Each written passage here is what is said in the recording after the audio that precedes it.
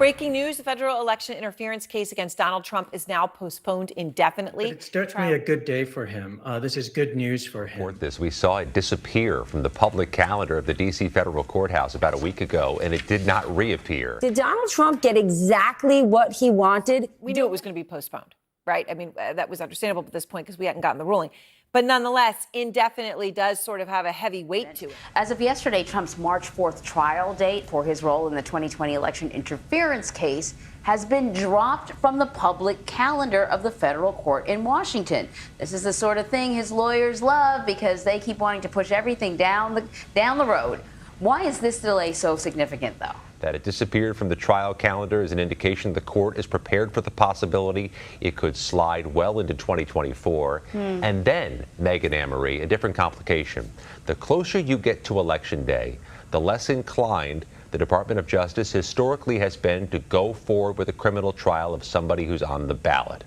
That becomes a question. How far down can you slide it in 2024 before it's too late? It most certainly does, because the Judge Tutkin, could have put down another somewhat provisional date for start of trial, but she didn't, which gives us a sense of just how suspended the action currently is as we await the D.C. Circuit. And as she even suggested, if and when she gets the mandate from the D.C. Circuit. So it could be that by the time they issue a mandate, her calendar is already full.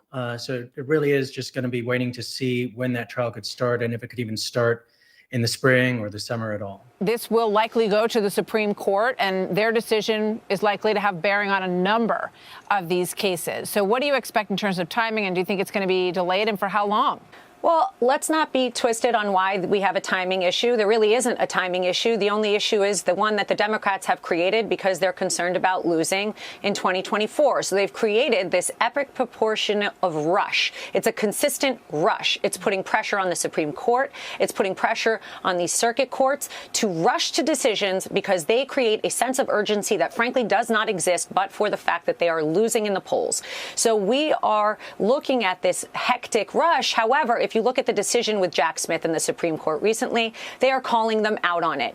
The rush to ruin an election is not, frankly, a rush at all. It is an urgent election interference claim that they've all colluded to do, in my opinion, and I've seen it time and time again. Presidential immunity is a slam dunk argument. If this case is not decided the way I think, frankly, the law states it should be, then yes, it will go to the Supreme Court. They will probably have to rush a decision because I'm sure prosecutors that we've seen that are Soros-backed will rush it.